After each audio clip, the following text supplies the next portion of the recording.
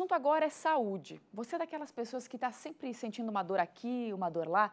Quase todas as dores no corpo são causadas por algum problema físico, mas alguns fatores psicológicos podem fazer com que a gente não consiga controlar os sintomas e fazer as atividades normalmente. Para falar um pouquinho mais sobre isso, nós trouxemos a psicóloga Mariana de Azevedo aqui para o Santa Catarina no Ar. Muito bom dia para você, seja bem-vinda. Bom dia, Vanessa, obrigada pelo convite. Então, quais são as dores mais comuns, primeiramente, que o pessoal se queixa bastante? Olha, dor é amplo, né? Mas dor de cabeça, dores nas articulações, em partes do corpo, áreas grandes, ou às vezes dores menores, pontuais, né? Então, assim, varia muito esse espectro da onde a pessoa sente dor, e isso varia muito de pessoa para pessoa também.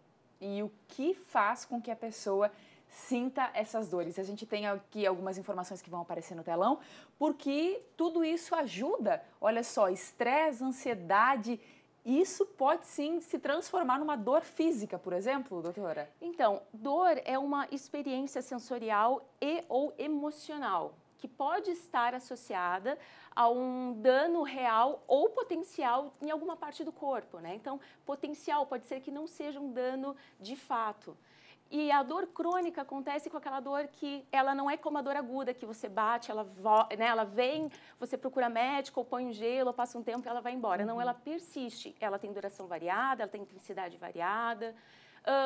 E essa dor, ela pode ser agravada por alguns fatores como o estresse, a posição que a gente trabalha, né? A pressão do trabalho, do dia a dia, às vezes conflitos de relacionamento, conflitos afetivos, conflitos familiares, questões financeiras, ansiedade, medo, né? Às vezes as pessoas têm medo de sentir aquela dor novamente.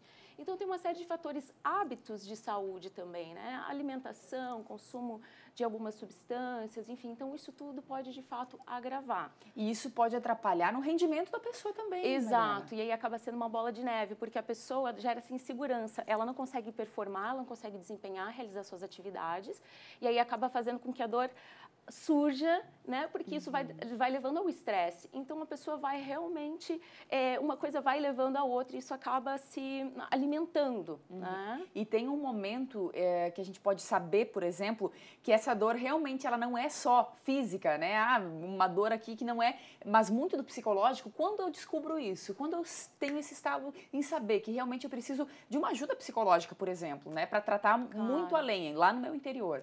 Então, geralmente o que as pessoas fazem é procurar tratamento médico, especialistas, né? Fisioterapia, o que está certo, deve ser feito, mas muitas vezes a pessoa começa a fazer uma busca por alguns tratamentos e isso começa a não resolver.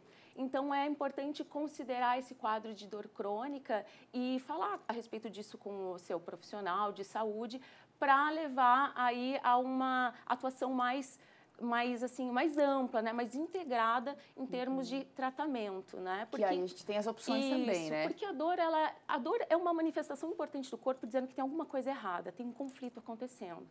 Né? Então é importante assim, a gente parar e pensar um pouco, porque quando vem a dor, o impulso que a gente tem é eu quero me afastar disso, eu quero eliminar disso. Isso, né? Preciso tomar remédio, fazer alguma coisa. Preciso fazer ela sumir. Mas se essa dor tivesse outro nome, que nome seria? Né? Então isso pode muitas vezes identificar o conflito que está acontecendo no corpo ou em alguma situação da vida que está sendo manifestado no corpo. E aí então algumas possibilidades de tratamento, psicoterapia, né, para ajudar justamente a identificar esse conflito, a lidar com a dor.